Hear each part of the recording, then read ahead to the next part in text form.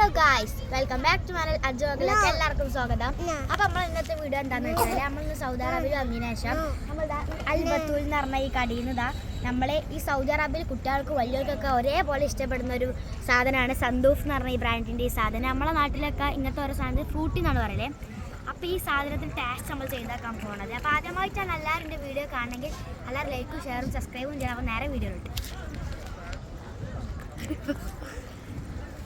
അപ്പൊ ഗായ്സ് നമ്മൾ ഈ സാധനം ഒന്ന് പൊട്ടിക്കാം.